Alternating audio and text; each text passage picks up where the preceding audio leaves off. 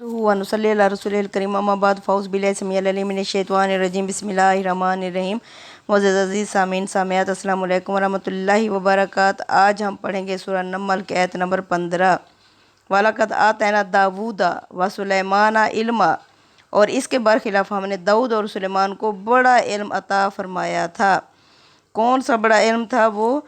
इससे मुराद वो हिकमत और मार्फत भी है जो बरह रास्त उन्हें अता हुई है, और नफ्स और मादा में तसर्रुफ़ात का वो इल्म भी जो उनके ज़माने में बनी इसराइल के बाज़ लोगों को अता किया गया, जिसका ज़िक्र आगे हुआ है। यही दूसरा इल्म है जिसकी बदौलत वो उस ज़माने की सबसे अजीम और सबसे ज़्यादा ताकतवर सल्तनत कायम कर देने में कामयाब हुए थे। वक़ाल अल्हम्दुलिल्लाहिल्लज़ी, मगर वो हमारे हजूर में झुकते ही चले गए और उन्होंने कहा कि शुक्र है अल्लाह के लिए। वकाला, और उन दोनों ने कहा अल्हम्दुलिल्लाहिल्लज़ी, शुक्र है उस ज़ात का, फ़ज़्ज़लना अला कसीरिम मिन इबादिहिल मुमिनीन, जिसने हमें फजीलत दी अपने बहुत सारे मोमिन बंदों पर। किस तरह? यानी अल्लाह ताला के लिए जिसने हमें अपने बहुत से मोमिन बंदों पर फजीलत अता फरमाई है। यानी फ़िरौन और उसके अयान और अकाबिर की तरह ना अपनी बर्तरी के ज़ोम में मुब्तला हुए, ना जुल्म और घुमांडी इख्तियार किया, बल्कि उस इज़्ज़त और फजीलत पर सरापा शुक्र और सपास होकर जिए जो उन्हें खुदा के बाईमान बंदों से हासिल हुई। वारिसा सुलेमानो दाऊदा, और वारिस हुए सुलेमान के दाऊद अलैहिस्सलाम। वकाला या यूहन्नासो, और कहा कि ऐ लोगो, उल्लिमना मंतिकत तैरी, कि हमें सिखाई गई हैं परिंदों की बोलियाँ। व ऊतीना मिन कुल्लि शैइन, और हमें दिया गया है हर किस्म का असबाब ज़िंदगी। इन हाज़ा लहुवल फ़ज़्लुल मुबीन, और ये कि ये अल्लाह का बहुत बड़ा फ़ज़ल है। और दाऊद का वारिस सुलेमान हुआ, यानी दाऊद अलैहिस्सलाम बनी इसराइल के पैगंबर और बादशाह थे। उनके बेटे हज़रत सुलेमान इसी हैसियत से उनके वारिस हुए। उनकी सल्तनत फ़लस्तीन और शर्क़ उर्दन से लेकर शाम तक फैली हुई थी। हज़रत सुलेमान का ज़माना सल्तनत 965 काफ मीम से लेकर 926 काफ मीम तक है। कि दाऊद अलैहिस्सलाम के वारिस सुलेमान अलैहिस्सलाम हुआ, और उसने कहा, लोगों, हमें परिंदों की बोली सिखाई गई है और दूसरी हर तरह की चीज़ें भी दी गई हैं। बेशक ये खुदा का खुला हुआ फ़ज़ल है। यानी परिंदों की बोलियाँ। बनी इसराइल की रवायत में भी इसका ज़िक्र हुआ है कि हज़रत सुलेमान अलैहिस्सलाम को अल्लाह ताला ने जहाँ दूसरी बहुत सारी ताकतें अता की थीं, वहाँ परिंदों की बोली का भी ख़ास इल्म अता फरमाया था, और अपने इस इल्म की बिना पर वो उनकी तरबियत करके अपनी फ़ौज में उनसे नामाए बरी, ख़बर रसानी, सुराग रसानी वग़ैरह का काम लेते थे। इससे ये बात भी साफ निकलती है कि परिंदों के अंदर भी किसी न किसी दर्जे में बोलने और समझने की सलाहियत होती है। उस्ताद इमाम अमीन एहसन इसराही लिखते हैं कि अगर हम उनके बोली को नहीं समझते तो हमारा ना समझना उनकी नफ़ी की कोई दलील नहीं है। कुरान में साफ तसरीह है कि कायनात की हर चीज़ खुदा की तस्बीह करती है, लेकिन हम उस तस्बीह को नहीं समझ सकते। इसी तरह कुरान में ये बात भी बयान हुई है कि जितने भी चरिंद परिंद हैं सब हमारी ही तरह की अलग अलग उम्मतें हैं। हज़रत सुलेमान को तो परिंदों की बोली का ख़ास इल्म अता हुआ था।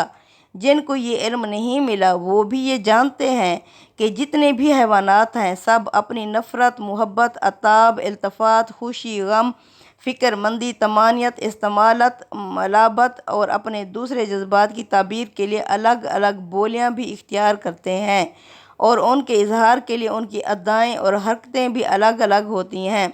जो लोग किसी मकसद ख़ास के लिए इन जानवरों की तरबियत करते हैं वो इनकी आवाज़ों और इशारात को उसी तरह समझते हैं जिस तरह हम अपने हम जिन्सों की बोली और उनके इशारात को समझते हैं।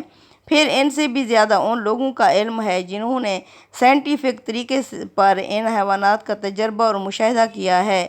उन्होंने अपने इल्मी और तजर्बा मुशाहिदे से जो मालूमात फराहम की हैं उनको पढ़िए तो इंसान दंग रह जाता है कि बड़े जानवर तो दरकिनार नन्ही सी चींटियों के अंदर भी कुदरत ने जो दानिश बीनिश جو زیر کی اور ہوشیار کی اور فہم و فراست ودیت فرمائی ہے وہ ایسی ہے کہ اس سے انسان بہت کچھ سیکھتا ہے۔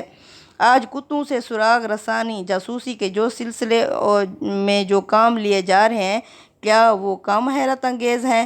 جب انسان اپنے تجربات اور اپنی تجرباتی سائنس کے ذریعے سے جانوروں کے اتنے اسرار دریافت کر سکتا ہے اور ان سے جو کچھ کام لے سکتا ہے، تو اللہ تعالیٰ نے اگر حضرت سلیمان کو پرندوں کی بولی کا خاص علم دے دیا تو اس میں تعجب کی کیا بات ہے؟ یہ امر یہاں ملحوظ ہے کہ بولی در حقیقت آوازوں ہی کی ترکیب اور تالیف سے وجود میں آتی ہے۔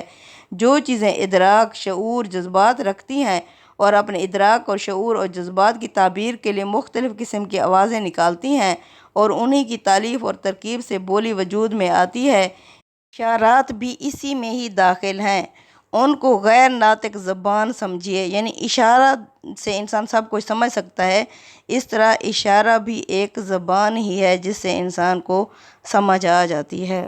وَحُشِرَ لِسُلَیمَانَ جُنُودُهُ مِنَ الْجِنِّ وَالْإِنسِ وَالطَّیْرِ فَهُمْ یُوزَعُونَ۔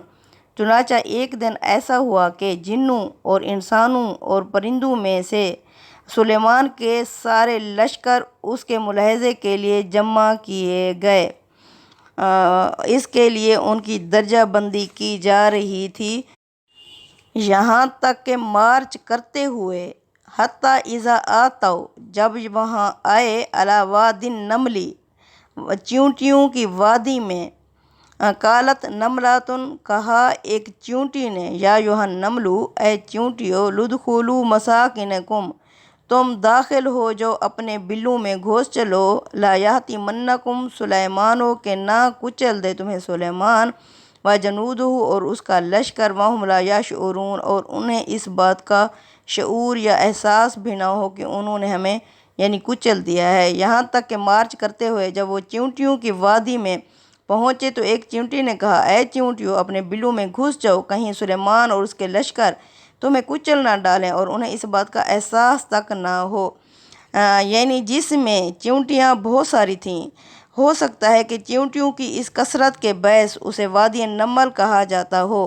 اس وادی کا یہ قصہ بنی اسرائیل کی روایتوں میں بھی پایا جاتا ہے، یعنی چیونٹیاں آواز بھی نکالتی ہیں۔ آیت سے متبادر ہوتا ہے کہ یہ غالباً اسی قسم کی چیونٹیاں تھیں جو آواز نکالتی تھیں۔ استاد امام امین احسن اسرائیلی لکھتے ہیں، چیونٹیوں کے متعلق سائنس نے جو حیرت انگیز انکشافات کیے ہیں، اس سے قطع نظر ایک عام آدمی بھی اگر ان کے کسی بڑے دل کو ایک جگہ سے دوسری جگہ نقل مکانی کرتے ہوئے دیکھے تو ان کے عسکری نظام اور فوجی ڈسپلن کو دیکھ کر حیران رہ جاتا ہے۔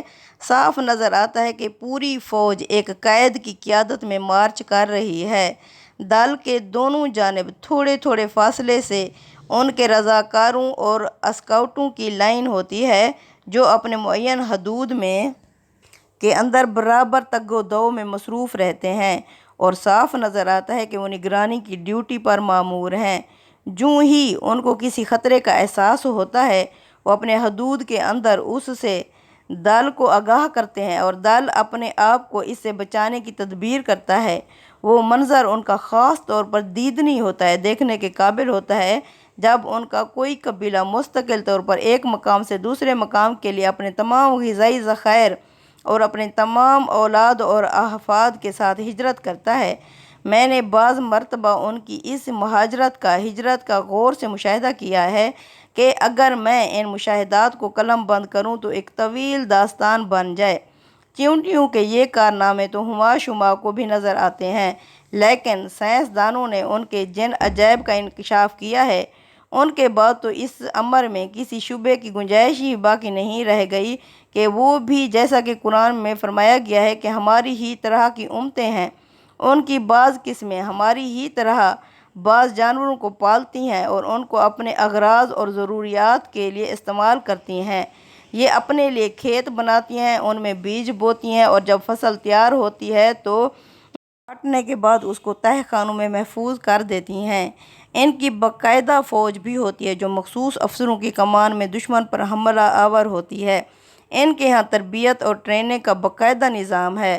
غرض وہ ساری خصوصیات ان کے اندر پائی جاتی ہیں جو انسانوں کے اندر پائی جاتی ہیں، بس صرف شکل و صورت اور درجہ و مرتبے کا فرق ہوتا ہے۔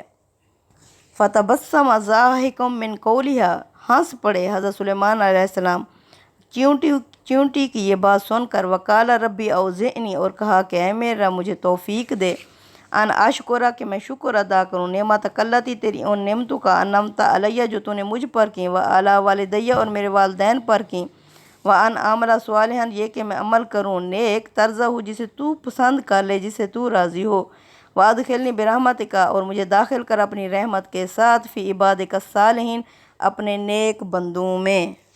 سلیمان نے یہ سنا تو اس کی بات سے خوش ہو کر وہ مسکرایا اور بولا، میرے رب مجھے توفیق دے کہ میں تیرے فضل کا شکر گزار رہوں جو تو نے مجھ پر اور میرے ماں باپ پر فرمایا ہے، اور ایسے اچھے کام کروں جو تجھے پسند ہوں، اور اپنی رحمت سے اے پروردگار تو مجھے اپنے نیک بندوں میں داخل کر دے۔ خدا کی عظیم اور بے مثال نعمتوں پر شکر گزاری کا یہی رویہ ہے جس کو نمایاں کرنے کے لیے حضرت سلیمان کی زندگی کے یہ واقعات قریش مکہ کو سنائے جا رہے ہیں۔ وَتَفَقَّدَ الطَّيْرَ جائزہ لیا گیا پرندوں کا، فقال پس کہا حضرت سلیمان نے، مالی یا مجھے کیا ہوا ہے، لا ارى الہدہد کہ میں کیوں نہیں دیکھ رہا ہدہد کو، ام کان من الغائبین کیا وہ کہیں غائب ہو گیا ہے۔ اسی موقع پر سلیمان نے اپنے لشکر کے پرندوں کا جائزہ لیا تو کہا، کیا بات ہے، میں ہدہد کو نہیں دیکھ رہا ہوں، وہ موجود ہے یا کہیں غائب ہو گیا ہے۔ لَأُعَذِّبَنَّهُ عَذَابًا شَدِيدًا میں اسے عذاب دوں گا سخت، اولا اذهبنه یا میں اسے ذبح کر ڈالوں گا، اولا یاتینی بسلطان مبین یا اسے میرے پاس کوئی واضح دلیل لانی ہوگی، اس کو سخت سزا دوں گا یا ذبح ہی کر ڈالوں گا، یا اپنی اس غیر حاضری کے لیے وہ میرے سامنے کوئی واضح عذر پیش کرے گا۔ ہدہد کی غیر حاضری پر حضرت سلیمان کے عتاب کا یہ انداز بتا رہا ہے کہ ان کی فوج کے پرندے بھی نظم و ضبط کے پوری طرح پابند تھے، اور کسی خلاف ورزی کی صورت میں انہیں فوجی ضوابط کے تحت سزا بھی بھگتنی پڑتی تھی۔ فَمَكَثَ غَيْرَ بَعِيدٍ پس نہیں گزری تھی تھوڑی دیر، فَقَالَ أَحَطتُ بِمَا لَمْ تُحِط بِهِ کہا ہدہد نے، میں وہ احاطہ کر کے یعنی معلوم کر کے آیا ہوں، بِمَا لَمْ تُحِط بِهِ جو تم نہیں اس کا اندازہ کر سکتے، وَجِئْتُكَ میں لایا ہوں تمہارے پاس، من سَبَأٍ بِنَبَإٍ یقین قوم سبا سے ایک یقینی خبر لایا ہوں۔ پھر زیادہ دیر نہیں گزری کہ ہدہد آ گیا، اس نے عرض کیا، مجھے وہ بات معلوم ہوئی ہے جو آپ کے علم میں نہیں ہے، میں سبا کے ملک سے ایک یقینی خبر آپ کے پاس لایا ہوں۔ مطلب یہ ہے کہ اگرچہ دیر سے پہنچا ہوں لیکن یہ دیر کام ہی کے سلسلے میں ہوئی ہے، چنانچہ سبا کے بارے میں آپ جو کچھ جانتے ہیں میں اس سے آگے کچھ ایسی معلومات حاصل کر کے آیا ہوں جو بالکل تازہ معلومات ہے۔ سبا قدیم زمانے کی ایک دولت مند قوم تھی، اسی کے نام پر یمن کے جنوب مغربی علاقے کو بھی اس زمانے میں سبا کہا جاتا تھا۔ اس کا دارالحکومت مارب تھا جس کے کھنڈر آج بھی اس علاقے میں موجود ہیں۔ قوم سبا کا زمانہ 1100 کاف میم سے لے کر 115 کاف میم تک ہے۔ اس کے بعد جنوبی عرب کی ایک دوسری مشہور قوم حمیر نے ان کی جگہ لے لی۔ انی وجدت امرأۃ میں نے پائی ہے ایک عورت، تملکہم جو ملکیت کرتی ہے، حکمرانی کرتی ہے ان کی، وأوتیت من کل شیء اور اسے دیا گیا ہے ہر قسم کا اسباب زندگی، ولہا عرش عظیم اور اس کا ایک بہت بڑا تخت بھی ہے۔ میں نے دیکھا ہے کہ ایک عورت ان پر حکمرانی کر رہی ہے، اسے ہر طرح کا ساز و سامان میسر ہے اور اس کا ایک بہت بڑا تخت بھی ہے۔ قدیم زمانے میں بھی ملکوں کی حکمرانی زیادہ تر مردوں ہی کے پاس رہی ہے، اس لیے ہدہد کا انداز کلام ایسا ہے کہ گویا اس کے لیے تعجب کی بات ہے کہ تخت کی عظمت کا ذکر بھی اسی انداز سے ہوا ہے کہ اس کی وجہ یہ ہے کہ بادشاہوں کی عظمت اور جلالت ان کے تخت اور تاج میں لگے ہوئے زر و جواہر اور سونے اور چاندی ہی سے ناپی جاتی تھی۔ वजदतुहा व कौमहा, मैंने पाया है उसको मलका को और उसकी कौम को, यासजुदूना लिशम्सी के वो सजदा करते हैं सूरज को, मिन दूनिल्लाहि अल्लाह को छोड़कर, व ज़य्यना लहुम शैतान, सजा कर दिखाए हैं शैतान ने उन्हें, आमालहम उनके अमाल, फसद्दहुम उन्हें रोक दिया, अन्नी सबीली मेरी राह यानी अल्लाह की राह से, फ़हुम ला यहतदून और ये कि वो रहनुमाई या हिदायत या सीधा रास्ता ही नहीं पाते। मैंने उसको और उसकी कौम को देखा कि वो अल्लाह के सिवा सूरज को सजदा करते हैं। शैतान ने उनके अमाल उनके लिए खुशनुमा बना दिए हैं और उन्हें सही राह से रोक दिया है, सो रास्ता नहीं पा रहे। अल्लाह यस्जुदु लिल्लाहिल्लज़ी, वो क्यों नहीं सजदा करते उस ज़ात को, यखरुजुल खबअ फिस समावाति वल अर्ज़ी, यकीनन शैतान ने ही उन्हें रोक दिया है कि वो अल्लाह को सजदा ना करें जो ज़मीन और आसमान की छुपी हुई चीज़ों को निकालता है, व यालमु मा तुख्फून व मा तुअलिनून, जो जानता है जो कुछ तुम छुपाते हो और जो कुछ ज़ाहिर करते हो। बेशक यानी कि शैतान ने ही उन्हें रोक दिया है। यहाँ से आगे तज़मीन यानी ज़मानत है। अल्लाह ताला ने हुद की बात के साथ अपनी बात को मिलाकर उसे मुताबिक हाल कर दिया है कि इसकी मुतअद्दिद मिसालें पीछे गुजरी हैं। उस्ताद इमाम अमीन एहसानी सलाई के अल्फाज में मा तुख्फून व मा तुअलिनून के सीगाए हाय खिताब हुद की ज़बान से बिल्कुल नामौजू हैं। ये अल्लाह ताला ही फरमा सकता है, यानी जो कुछ तुम जानते हो और जो कुछ छुपाते हो अल्लाह ही को मालूम है। अल्लाहु ला इलाहा इल्ला हुआ, अल्लाह वो है जिसके सिवा कोई मबूद नहीं, हुवा रब्बुल अर्शिल अज़ीम, और ये कि वो बहुत बड़े अर्श का मालिक है। यानी जानता है जो कुछ तुम छुपाते हो, जो कुछ तुम ज़ाहिर करते हो। अल्लाह के उसके सिवा कोई मबूद नहीं, वही अर्श अज़ीम का मालिक है। बेशक सानान ज़ुरू, कहा हज़रत सुलेमान ने, अनकरीब हम देखते हैं, असदक्ता कि तू सच बोल रहा है, अम कुंता मिनल काज़िबिन, या तू झूठों में से है। इज़हब बे किताबी, ले जाइए मेरा ख़त, हाजा ये ख़त, फ़अल के इलैहिम, पस डाल दे उनकी तरफ, सुमा तवल्ला अनु, फिर एक तरफ हो के उनसे, फ़नज़ुर देखना, माज़ा यरजिऊन कि वो यानी क्या जवाब देते हैं। सुलेमान ने कहा, हम अभी देख लेते हैं कि तुम सच्चे हो या झूठ बोल रहे हो। मेरा ये ख़त लेकर जाओ और उनकी तरफ डाल दो, फिर उनसे अलग हट जाना, फिर देखना कि वो क्या रद्द अमल ज़ाहिर करते हैं। मतलब ये है कि ख़त डाल कर फ़ौरन वापस ना आ जाना, बल्कि ये देखने की कोशिश भी करना कि इस ख़त को पाकर वो लोग क्या कहते हैं। हालत या योहल मलाओ इन्नी उल्की या इलैया किताबुन करीम, मलका को ख़त मिला तो उसने दरबारियों से कहा कि ए अहले दरबार, एक ग्रामी नामा मेरे पास डाला गया है। इन्नहु मिन सुलेमान, ये सुलेमान की तरफ से है। व इन्नहु बिस्मिल्लाहिर्रहमानिर्रहीम, और वो इसे इस तरह शुरू करता है कि अल्लाह के नाम से जो हद से ज़्यादा रहमान, जो हद से ज़्यादा रहीम है। अल्लाह ताअलु अलैया, देखो सरकशी ना करो मेरे मुकाबले में, व आतूनी मुस्लिमीन, और मेरे सामने फर्मा बरदार बनकर आ जाओ।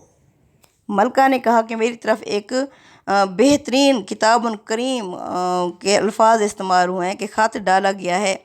इसके साफ मानी ये है कि हज़रत सुलेमान की अज़मत जलाला से वो लोग पूरी तरह वाकिफ़ थे। नीज़ ये बात भी वाज़ेह है कि मलका और उसके दरबारियों को ख़त के एक परिंदे के ज़रिए से डाले जाने पर कोई तअज्जुब नहीं हुआ। इसकी वजह यह है कि उस ज़माने में नामा बरी का यही तरीक़ा मालूम और मारूफ़ था। ये सुलेमान अलैहिस्सलाम के ख़त ही का पहला जुमला है, बिस्मिल्लाहिर्रहमानिर्रहीम। कदीम ज़माने में सलातीन, उमरा के खतूत और फ़रामीन इसी तरीके से मुरसल और मरसल इलाही के नाम से शुरू होते थे।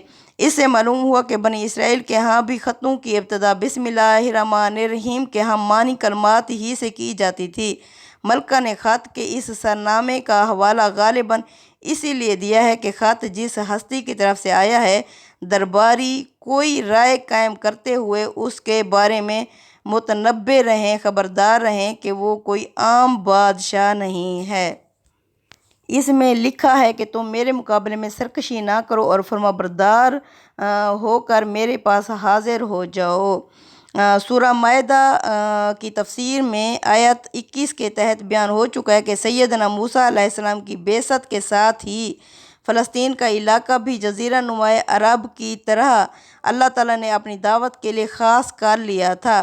चुनांचे बनी इसराइल को हुक्म दिया गया कि वो इस इलाके को इसके बाशिंदों से खाली करवा लें। اسے توحید کا مرکز بنائیں اور اس میں کسی کافر مشرک کو زندہ نہ چھوڑیں۔ اس کی وجہ سرحدوں سے متصل کسی علاقے میں کافروں اور مشرکوں کی کوئی حکومت بھی قائم نہ رہنے دیں، الا یہ کہ وہ ان کے باج گزار بن جائیں۔ استثناء کے باب 20 میں یہ حکم پوری تفصیل کے ساتھ بیان ہوا ہے۔ سلیمان علیہ السلام نے ملکہ سبا کو یہ الٹیمیٹم اسی حکم کے تحت دیا ہے۔ یہ ایک خدائی فیصلہ تھا جو ایک خاص علاقے میں پیغمبروں کی وساطت سے نافذ کیا گیا، جن کی حکومت براہ راست خدا کی حکومت ہوتی ہے۔ اس کا عام مسلمانوں اور ان کے کسی ملک یا ان کی حکومت سے کوئی تعلق نہیں۔ چنانچہ جن اہل علم نے اس سے یہ نتیجہ نکالا ہے کہ ہر اسلامی حکومت کو یہ حق حاصل ہے کہ وہ غیر مسلموں کو دنیا میں کسی جگہ اقتدار پر نہ رہنے دیں، متمکن نہ رہنے دیں، تو ان کی رائے کسی طرح صحیح نہیں ہے۔ یعنی اللہ تعالیٰ نے اپنے لیے 2 علاقے مخصوص کیے تھے، ایک بیت المقدس اور ایک بیت اللہ۔ اللہ تعالیٰ نے حضرت ابراہیم علیہ السلام کے چھوٹے بیٹے حضرت اسحاق کو پہلے یعنی ان کے اندر نبوت جاری کی، جو 2000 سال تک جاری رہی۔ تو حضرت ابراہیم علیہ السلام نے اپنے دوسرے بیٹے کو اسی ٹائم بیت اللہ میں چھوڑ گئے، وہاں اور نماز بیت اللہ کو قائم کیا دونوں باپ بیٹا نے۔ بیت اللہ کو قائم کیا دونوں باپ بیٹا حضرت ابراہیم اور حضرت اسماعیل علیہ السلام نے۔ سورہ ابراہیم کے آخر میں ہے کہ اللہ میں چھوڑے جا رہا ہوں کس لیے؟ تاکہ یہ نماز کو قائم کریں گے، زکوٰۃ دیں گے اور تیرے گھر کی صفائی ستھرائی کریں گے، رکوع اور سجود کرنے والوں کے لیے اسے یعنی توحید کا مرکز بنائیں گے۔ تو 2000 سال تک نبوت بنی اسرائیل کے پاس رہنے کے بعد یہ حضرت محمد صلی اللہ علیہ وسلم کو لوٹا دی گئی، جو کہ حضرت اسماعیل علیہ السلام کی نسل سے تھے۔ اب قیامت تک یعنی بنو اسماعیل میں ہی نبوت چلنی ہے۔ جب تک قیامت قائم نہیں ہوگی تو ہمارے نبی کریم صلی اللہ علیہ وسلم ہی کی سنت اور شریعت چلے گی، اور آپ صلی اللہ علیہ وسلم نے جو ہمیں یہ معجزہ قرآن کی صورت میں دیا ہے یہ قیامت تک چلے گا۔ تو اس طرح یعنی وہ ان کے لیے مخصوص تھی کہ کوئی اس کے ارد گرد کوئی مشرک اور کافر نہیں رہے گا، یہ خالص توحید کا مرکز رہے گا۔ پہلے بیت المقدس تھا، اب بیت اللہ ہے، ان میں کوئی بھی دوسرا دین داخل نہیں ہو سکتا۔ باقی ملکوں میں لا اکراہ فی الدین کا طریقہ چلے گا کہ دین میں کوئی زور اور زبردستی نہیں ہے، یہاں اقلیتوں کے بھی حقوق ہیں اور اکثریتوں کے بھی حقوق ہیں۔ یہاں یہ نہیں ہے کہ جو بھی کافر ہو جاؤ اور اسے مار ڈالو، نہیں، بلکہ یہاں لا اکراہ فی الدین والا دین چلے گا۔ وہ اللہ تعالیٰ کے خاص مراکز تھے 2 جن کو اللہ تعالیٰ نے توحید کے لیے مخصوص کیا تھا۔ صدق اللہ العظیم۔ تقبل منا انک انت السمیع العلیم وتب علینا انک انت التواب الرحیم۔ آمین یا رب العالمین۔